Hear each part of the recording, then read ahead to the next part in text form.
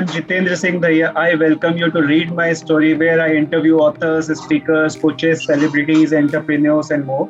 Today I have with me Mr. A K Gandhi.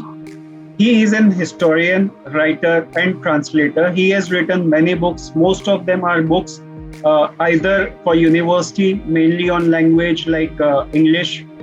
Across, he have also written books across other curriculum as well as pedagogy in the English language for B.Ed, or school books on social science, grammar, and literature. He has not studied history in college, but he became historian because of one remark by an writer who paved him, and then he undertook wide research in history. Now he has several books, both Hindi and English, to his credit.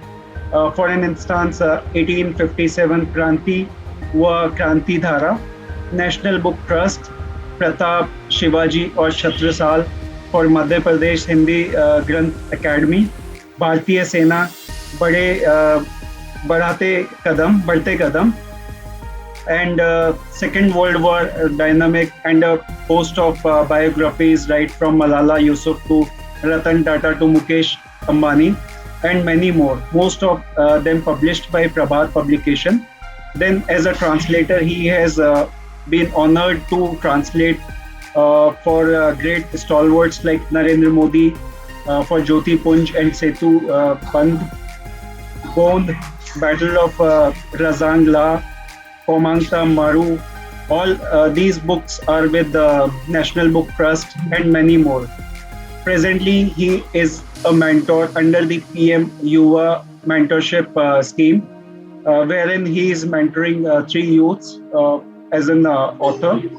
Earlier, he was the jury also for the same program. So today, he would be discussing with us about his life journey and about his wide experience in history and other subjects as well. So let us hear from him. Welcome, Mr. Gandhi. The platform is open, and now over to you. Thank you.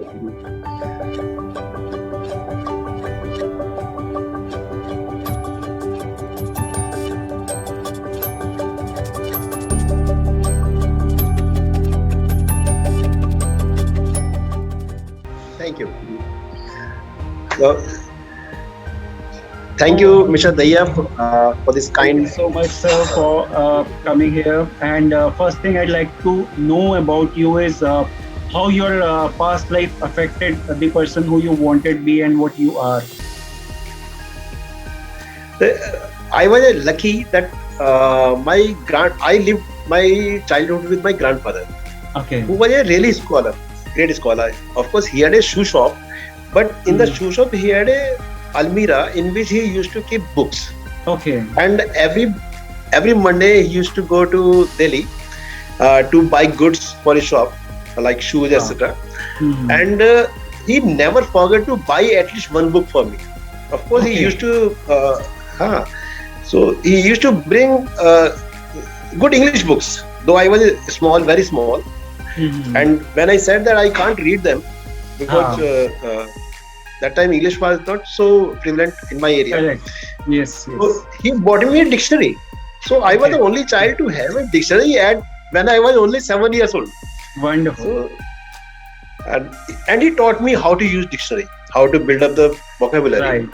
So what I used to do, I used to underline words, read a page, underline all the words I didn't know, and then write their meanings on the same page, and then reread the page 2-3 times so as to understand. Well, so that was a nice experience, and then it continued. I joined Indian Air Force, and I was a specialist language officer there. Okay. Foreign language. So. Most of my education happened in Delhi. Education happened in Meerut and Delhi. Okay. And when I took retirement, I entered business, electronics business at first, but I failed miserably. Okay. And it is at this point of time I realized that success comes when you have an aptitude for that. You should enter a field in which you have an aptitude. Correct. So Agree. I learned from a program on TV that who are all those percentage who were coming on that program, they used to be working on the field in which they had aptitude. So this I realized, and this was time to locate where is my aptitude. That was the most difficult question. Okay. And what happened then? That I failed in electronics business and I entered finale business. Okay. Now was a crucial question. So I failed in that also. So all my capital was capital disappeared. I didn't have any money. So I was sitting lost in my office when I took up a pen and old notebook and started writing. I wrote for I think 14-15 days. I only did nothing but writing. And now I didn't know what to do about this. It was a book, of course, about 70-page book. Wonderful. But I didn't know what to do. And I titled it The Art of Essay Writing. Because I was very interested in language. And then see, miracle happened. One of my friends came. He said, Mr. Gandhi, you are quite educated. Why don't you write a preface for my dictionary? Well, I'll write it. So he asked for one page. I wrote 4 pages of this one preface. He was very happy with its quality. Then he introduced me to the publisher. Publisher heard my story and said, can you write? I said, yes, I wrote something recently. He was showing me. So next day again, I went back to him, showed him this one. He said, yes, it's really good. The only thing it is too short, just lengthen it. So the 70-page book you initially wrote, so that was the book you took it. So that I turned it into 196 pages. And that was published. That is my first book. That was first book. That was first book, and ever since I have been. I'm really happy to enter this field because in all these years, I never felt that I'm tired of it. And it's a really nice thing. I wrote on sociology. I wrote on this one language. I wrote on literature. And one constant habit is that I read. Because people often ask me what they should do to become a writer. So I simply say one thing: like a swimmer can't learn to swim unless he jumps into water. So same for me. You have to start writing. Stick to it. Definitely. Unless you start writing, you would never know whether you are good or you are a bad writer, and gradually you would upgrade yourself. Yes. So that is one thing that I stuck to, and it has bore fruit over time, and I think I am successful. Wonderful.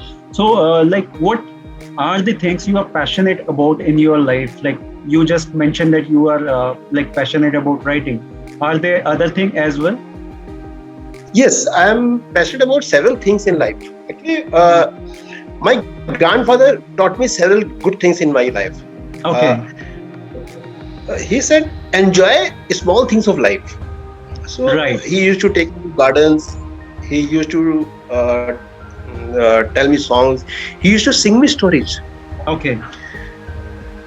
Even I remember that he sang me in Punjabi, because we are Punjabis. In Punjabi sang me a story of Roop Basant.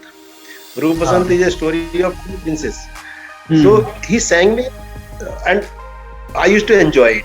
Then after marriage, my mother-in-law, she also sang that same story to me. It was at this time that I wrote it down, and it was also published as Roop Basant. So I like to enjoy small things of life. I can watch even this mosquito, what it's doing, how it's entering the mosquito net, how it basically observing things in the morning. Observing things from others' perspective. Yes. It's now dark, otherwise I would have shown you my little garden. you'll find a variety of trees here, plants. Okay. So they are flower plants, fruit plants. So I enjoy them, and I am a regular gardener. Still, I work myself. I'll mow the grass. I like to do these things. Sometimes I'll clean house, help her, enter the kitchen, and sometimes make and sometimes spoil something. So, but so still I like it. I enjoy small things of life. It keeps you busy, not just busy, but active also.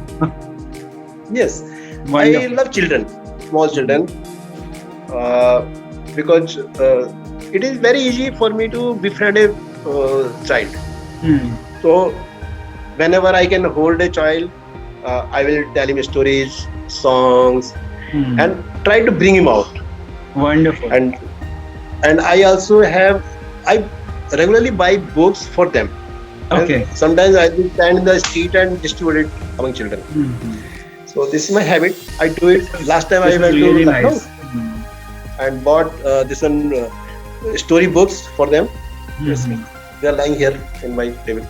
So I just, whoever comes, I'll give him a chocolate and a book. A book. Wonderful, wonderful. So, sir, I would like to know more about your work and experiences, like what all kind of books you have written and what you are working on as well. See, my books, I can divide into three main categories. Okay. One is educational books.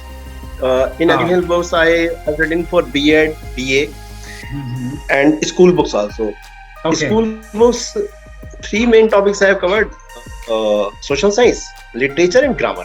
Grammar, I love grammar. Actually, grammar seems to me like poetry. Okay. So, I really love grammar. I have, you may not believe, I have more than 22 dictionaries with me. Okay. And I read them all. I have one very amazing dictionary. It is called reverse dictionary. So you will not find this with anyone else. So reverse dictionary is something that I enjoy reading it because it tells you, you give it a situation, say walking, and it will give 100 definitions about walking. Say what is treading, what is what, how do you move, and what is definition. So, and because I am a foreign language specialist, so in that field also I have several dictionaries. Okay. And my second category is history. Okay. So actually, history has not been my subject, my school subject. Yeah. So what happened? I was reading Roy Chaudhary's books. So he again 1857 happened in Meerut. 1857. Yeah. Correct. So I call it Kranti, not rebellion or revolt. I call it Kranti. So this 1857 happened in Meerut, and I was reading because I am interested in this one monuments. So I read this one Roy Chaudhary's book, An Advanced History of India. Okay. He wrote culprit. He used word culprit for college. Okay. Soldiers, Indian soldiers, native soldiers who had risen against the British. So I felt it very bad. Correct. How can a freedom fighter be called a culprit? Correct. So from this point, I started collecting material. So this was a serious research. I visited villages, I visited museums, I visited libraries, material, bought books, talked to historians, visited history departments of several colleges and universities to know what is what. Okay, and so it was kind of extensive research, which includes your huge traveling also. Yes. I am very fortunate that my wife, she also takes interest in all these things. Okay. So that whenever I drive out for research, she accompanies me. Even last month we have been to Vrindavan Kanpur, Bithur, Lucknow, and then Ayodhya in connection with my next book. So, so that I'm researching on that. So I'm collecting material for that. It is also very important, but it is on women's participation in the freedom struggle. Definitely. So, on this journey, I have traveled in Bundelkhand, in Rajasthan, Malwa, UP, Punjab. I keep visiting like places, and my this last visit was not complete fully. So I am visiting again. I am going to Lucknow and beyond because Varanasi finds where I need to research on this point. So I coming back to 1857. So when I researched, I contacted National Book Trust. See, publisher issue, and I'm, yes, because that's the biggest publisher. And for school books, you need not go to them. But for this, I thought it proper that because what I wanted to write, it should reach all of India. That was the idea. So I contacted them. So they showed interest in that. They said, okay, gave a synopsis. I wrote synopsis, but until now, all my books were in English. So this was first book that I wanted to write in Hindi. So I was not very confident. So still I wrote synopsis, which become good. So the editor said, "Nahi, maza nahi aaya." Then I came back, rewrote it, worked on it, then took it to him again because thoda sa behtar hai. Then I worked on it again, and finally he liked it. Now came to the question that its title was not good. 1857 something I wrote. So he said, "Its title is not good." So I thought over it and see this title, 1857 Kranti Va Krantidhara. It came to my mind almost on the seventh day. Yes, it's the story of Meerut, and Meerut is called Krantidhara. So it rhymes well. Kranti Va Krantidhara. So and it's practical. Then said, okay, write the book. Then I went out in field and interviewed a lot of people, collected evidence, and many things. All that research demands I did, and I am proud that it is my first history book, and I am really happy about it. And it's doing well. This book is really doing well. Great.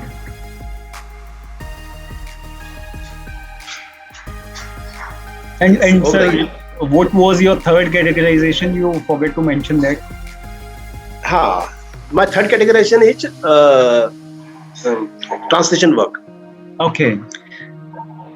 So actually, I am a Chinese specialist. You know Chinese as well. So I am an interpreter in that, qualified interpreter. Wonderful. So I use translation I used to do translation.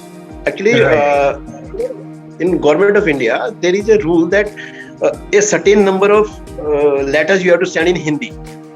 I think this policy must be in the bank also. So what I used to do, I used to translate English letters into Hindi and send it so that we can make up that quota. So from here I picked up this one, and in the process I even translated songs, poems.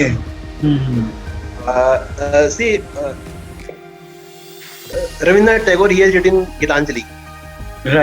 So that is in Bengali. Now he himself translated it into English. But it is not from verse to verse. It doesn't rhyme. It's simple translation. So what I wanted to do is to translate this into English, into verse to verse. It should rhyme well. So I contacted the publisher who published this one, Gitanjali, and said to him that see, I want to translate it again, and it will be rhyme to rhyme. But when Gurudev himself has translated something, nobody will accept me. So nobody accepted. But I translated one poem that is Rescue Me. Actually, it's not with me right now. Otherwise, I would have this one. Okay. So, one poem, one Hindi poem is very famous. That is Haar Nahi Hoti. You must have heard Sonlal poem. Right. So I translated it into English, verse to verse. Okay. And you can find that I got it printed on this one plaque and gave in gift to several corporates and people. You can find it at some places. If you meet me next, you one plaque. So, sure. So these things I do. Like I translated this song Hare Rama Hare Krishna into English. The same tune. Like, Hare Rama Hare Krishna. Dear beauty or rough. From evening to dawn, Hare Krishna, Hare Rama. Wonderful. So, like this, I used to do because my passion. And then when translation, a lot of translation came in the market, I kept translating for professionally. Actually, I translate mainly for money. Simply. Mainly for money, though I like this work very much. So, I have translated a lot of books, and I was lucky that I got books by many stalwarts. I have translated for our Prime Minister ji and several leaders. Wonderful. Many of these books don't bear my name because see, sometimes writer feels that this translator's name should not appear because it won't look authentic. That is the problem. Otherwise, I think more than 30 books I have translated. Wonderful. And that doesn't goes to the credit of the translator. Most of them don't go to. This is a problem. This is a problem. So see my recent book, which is on my status also. Chanakya book. I wrote it in English. The publisher got it translated into English, and it still bears only my name.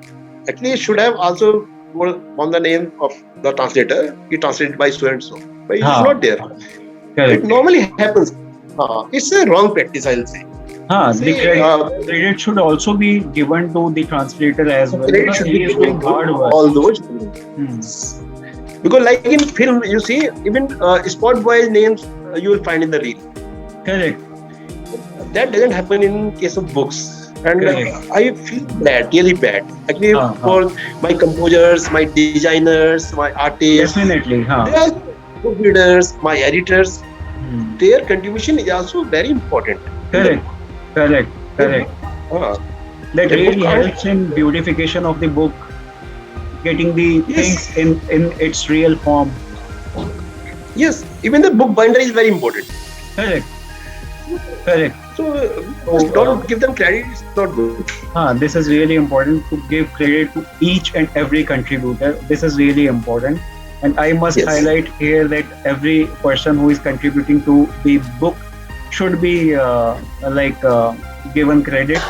And probably, definitely this is a new learning for me as well. Definitely I would be writing a next book.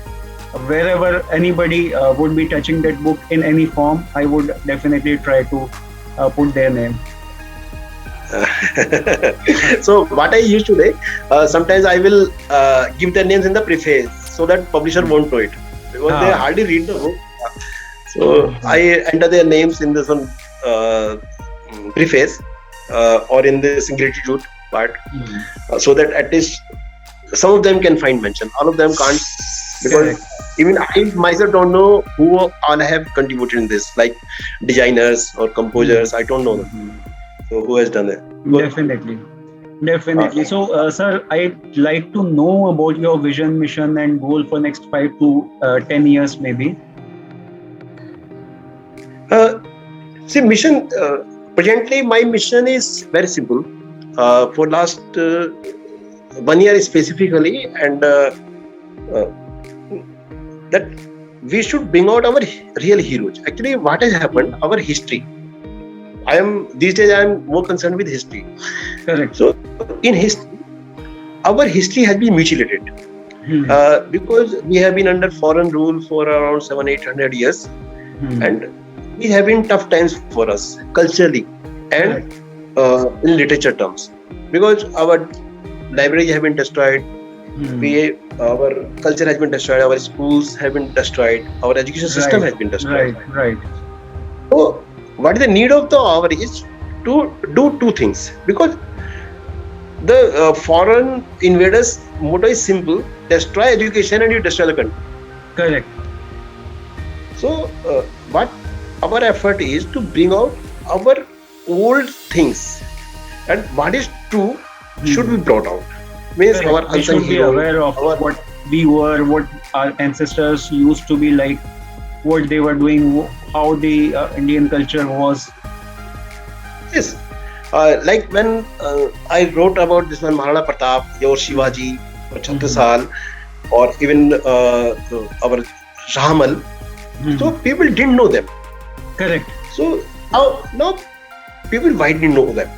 Correct. Why? Because they have made a lot of contribution in life, and like I'm writing on Bhagat Singh, so people don't know that he will frolic with friends.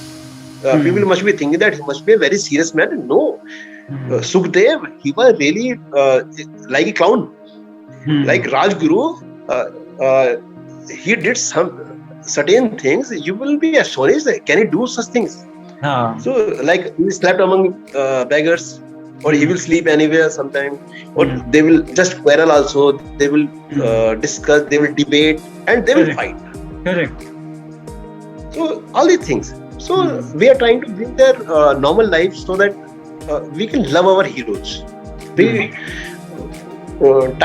Over time, it has been very unfortunate that, like Gandhiji, if you criticize him on any point, nobody will take it. Correct. People think, oh, it's sacrosanct. No. Correct. That is a wrong attitude. Even Gandhiji was a human. Correct. He can commit mistakes, and we should admit it. Correct. We should accept him as an ordinary person with extraordinary achievements. Definitely, like anybody who is there on the earth have like both aspects of life, positive and negative. He have done certain good things, certain bad things as well. So we must give credit to the good things, that is definitely sure. But we also understand that the mistake which was done could have been avoided, or we can, if we want to replicate those things in life, we can avoid those mistakes so that we cannot get into the same path or way, maybe. Yes. So that is very important. Then one thing is this. Second is, when we write history, whose sources are we taking? Actually, most of the sources that most of the historians use, and the so-called big historians use, are from British or say foreign sources. Correct. But they forget that our native sources are also there, but they are not inclined to work in that field. For example, Rani Lakshmibai, Khoob Ladi Mardani, where the Jhansi wali Rani thi. Where it came from? It came from a folk song that Miss Chauhan heard in a tea shop, and she wrote it. And Rani Lakshmibai became a common name among us. Correct. So we have to work on folk tales. Correct. Because in our lessons, when I talk to authors and people, I say that these are very important things, and our TV culture has harmed this folktale culture. Correct. Because when I was young, my grandfather used to tell me story daily. Because he was a scholar, he used to buy me books, and he also used to tell me stories. I have heard stories like Rani Lakshmibai, Bachan Bose. In my another grandfather, my grandfather's brother, he sang me the story of Lal Bahadur Shastri. Okay. He sang me the story, me, not told me. So that is the fun. Because and we are losing that culture. Now young people don't sit with their grandparents, or actually grandparents are not there at homes. Correct. Something there. So this is a very this is a vital problem that we should tackle. Definitely. So, from your personal and professional experience throughout your life, what are few of the learnings you have learned in your life? See, there are many things I have learned in life. One is uh, be positive, live in the present moment. Correct. That is the most important. See, actually, most people are suffering because they are thinking, "मैं घर खरीदूंगा, so I'll be happy. When I have a son, I'll be happy. When my son is married, I'll be happy." So people are thinking in materialistic terms. Correct. So we have to rise about it. See, happiness lies within us, nowhere else. It lies right within us. So what we have to do is to feel happy. You can feel happy at very ordinary things. When a flower blooms, when a fly buzzes around your ear, you can enjoy it rather than look at some small insect like ant. Just look at it and you will enjoy. Now, obstacle path, observe why it does. You can do so many things, very small things. Laugh with children, tell them stories, dance with them, play with them. So you will enjoy a lot. Day before yesterday, I met a small child in this barber shop. He came with father. So I told him, "Arey, do you know any rhyme?" He went, "No, मुझे rhyme नहीं आता है." मैं कहा ठीक है, I know a rhyme. I'll tell you. Yes. So I told him, Henry, yes, Papa. Eating sugar. No, it is not like this. It is Johnny, yes, Papa. He told me two more rhymes then. So this way I interact with children. I love it. Right. And of course, I'm very introvert. But I like to interact with people like I'm interacting with you. But my interaction is very limited. Actually, when I rise from my table, so I have a long day. My day starts at 6 in the morning and ends up at 6 p.m.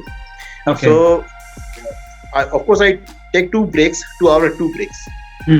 So, that time, these breaks I use for exercising, yoga, pranayam, and breakfast, eating, and a bit rest. And I also, it is very important that we should keep healthy. So it is through activity. For activity, like I do yoga, pranayam, and exercise, and go for a walk, long walk. So same, people can adopt anything. Whatever suits them. They can play games or whatever activity, like let's say do gardening, whatever. Definitely. So, yes, keeping healthy is very good, and be positive. They are two things that I follow in life. True. Right. So with this, we are moving on to the most important thing which I wanted to ask you. Like during British rule and Muslim rule, the history of India has been told from their perspective. How we can restore the same? This is the big question I have in mind, and I always was curious to know this, and being in touch with you, a person who is an historian by profession and written so many books. So I'd like to know from you how we can restore our history back then. These, I think 900 years, odd years, maybe. See, again, history can be written only on facts, on the basis of facts. Correct. What are those facts? Archaeological facts or literary facts? Now, most historians focus on these two things. Now, I add 2 more points to them. One is personal collection. Like in 1857, I brought out several personal letters from people. They were written by some sepoy to his hometown, and that letter was lying somewhere. We brought it out. It was in a very poor condition. Still, we worked on it. So, like this. Sometimes, one thing is this. Another is folk songs and folk tales. Because the legends develop on some ground. Correct. So, once you have heard a legend, so try to find whether it is authentic or not. True. Even if even if a slight mention you find somewhere about this, about a cocktail or something, you can trust it to a great extent and then work on it. Because in this case, because it is called unauthentic sources, so you have to work very carefully on that, because that can also go wrong, because some legends are wrong also. Like I'll tell you one thing. Like people say that Maharana Pratap during his exile, or when he was staying in this one forest, he one day this wildcat came and it took off this one bread that made of grass.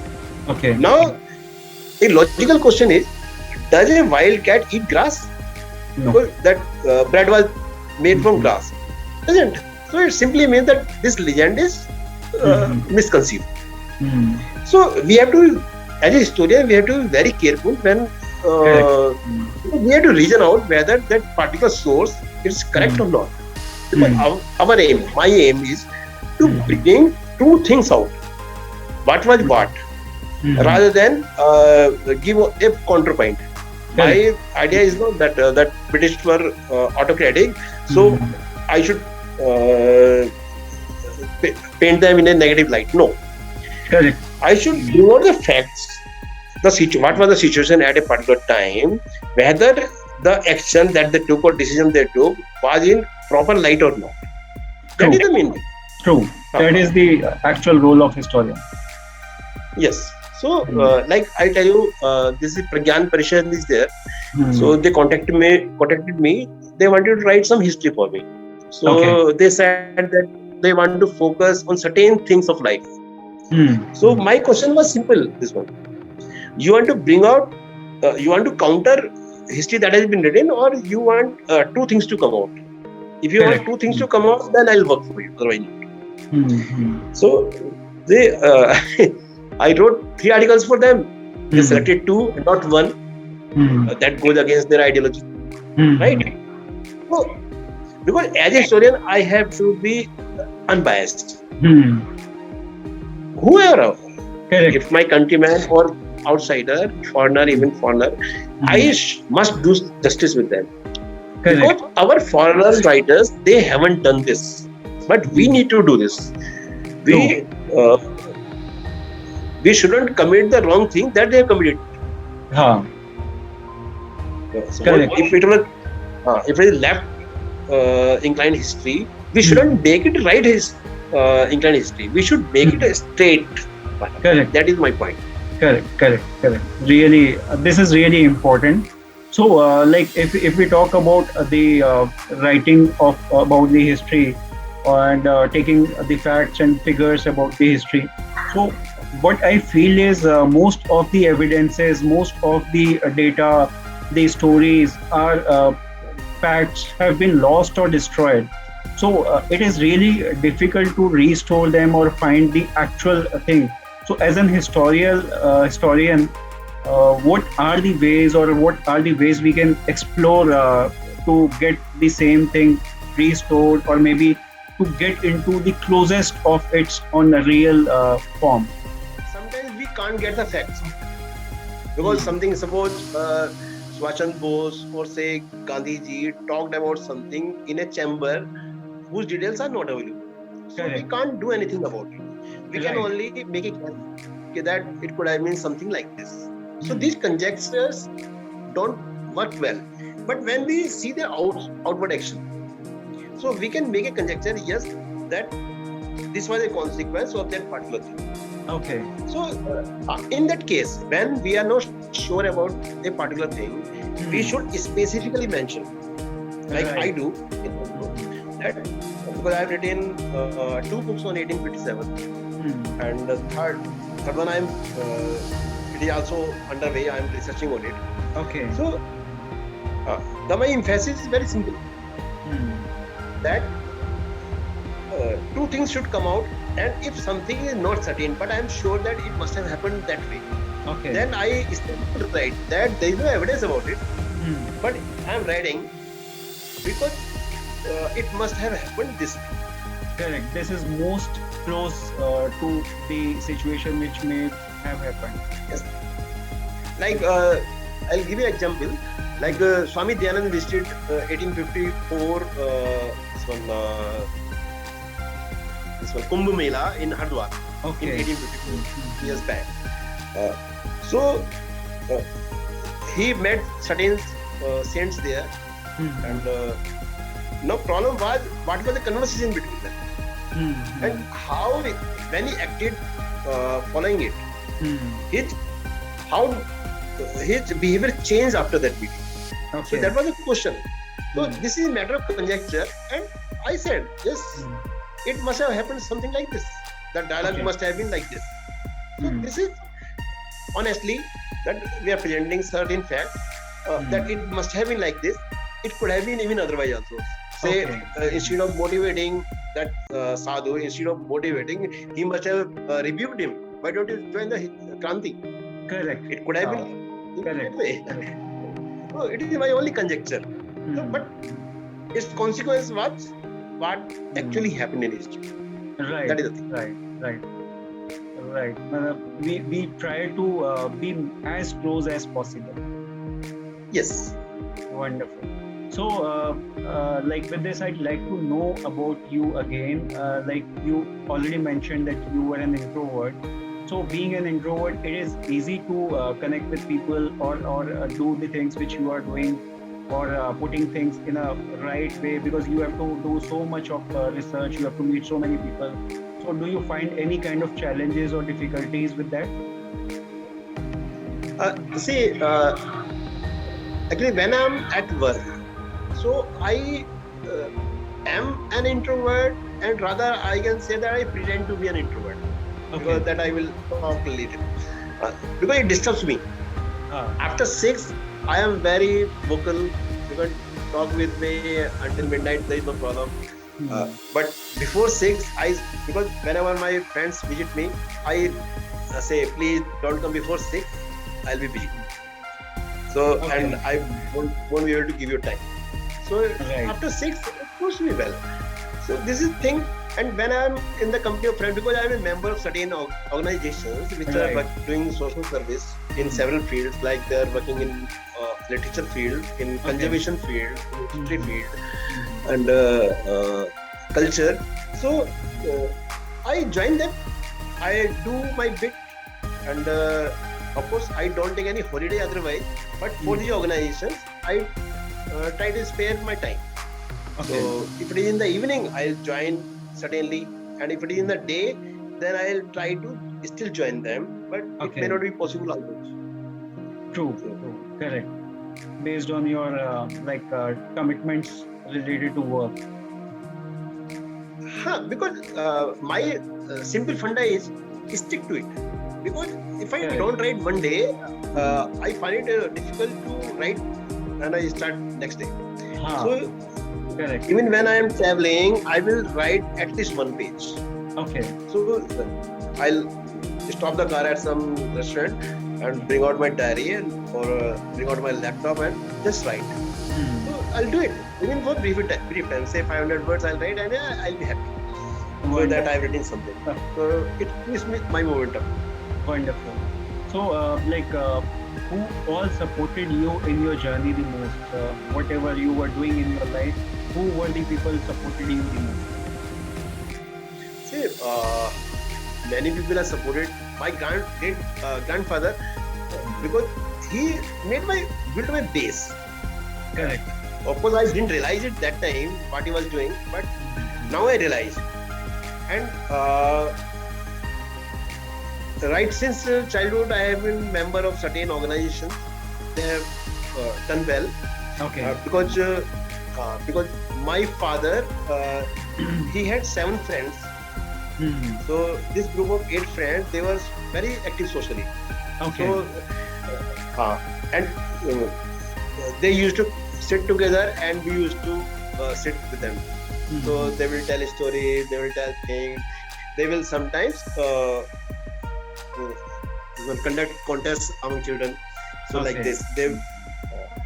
Then in Air Force, I think my most learning comes from Air Force because it has taught me how to live life. Correct. It has taught me many positive things of life. And actually, it has cemented what my grandfather told me once. Because once I was traveling to Rohtak with my grandfather in the bus, and it broke down on the way. So I saw that people were little afraid. So I said to grandfather, the people look little confused or what?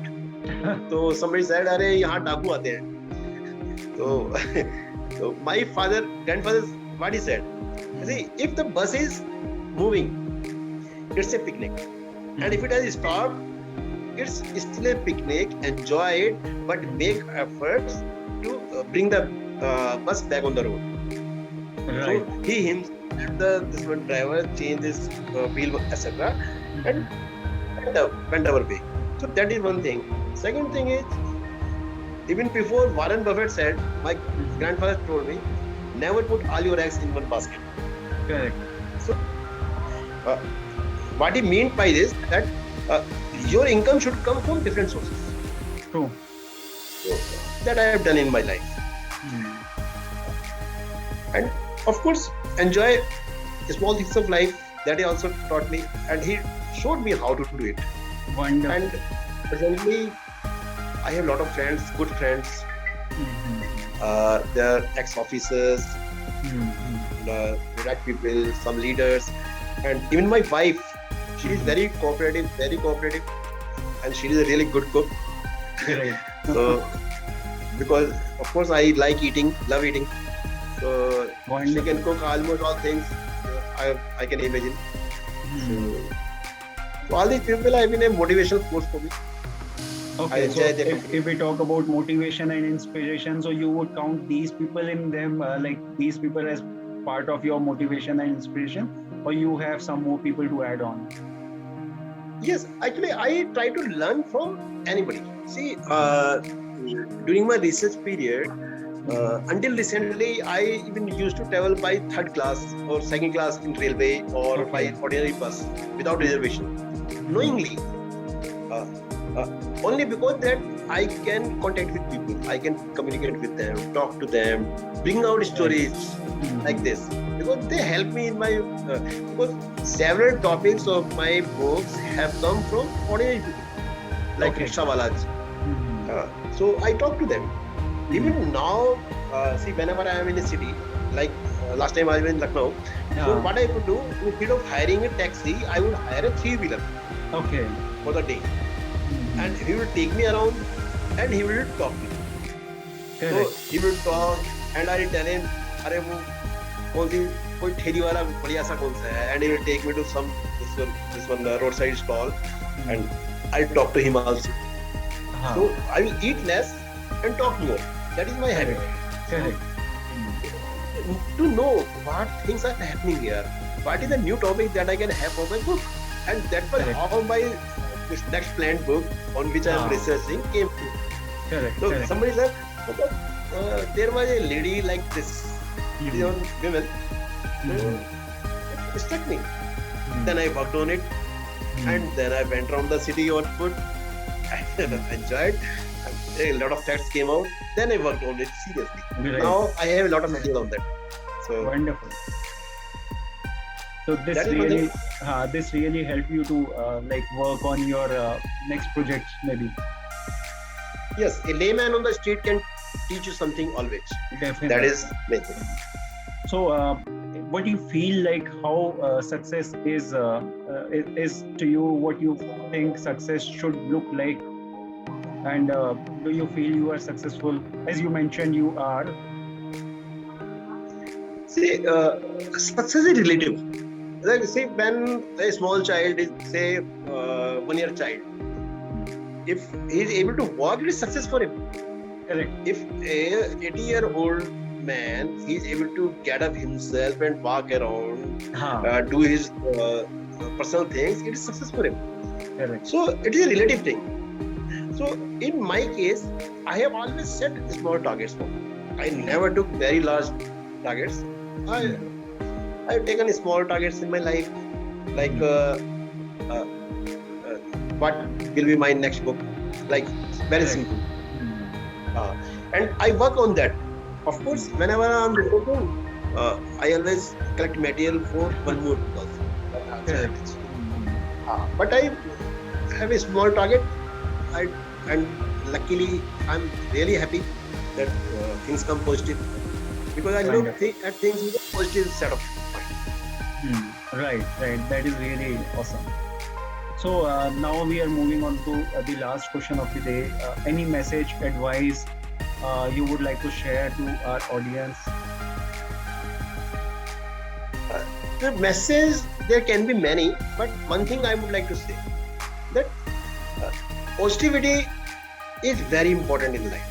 Be Correct. positive in the present moment and see we are part of the society True. and whatever I am, if I am able to drive a car today or live in a good house or say have all facilities in my home, it is partly due to the contribution of the society, directly or indirectly. Yes. So when we have resources, when we are say rich enough or say we can manage it, we should help out the society. We should Correct. do social work. And Correct.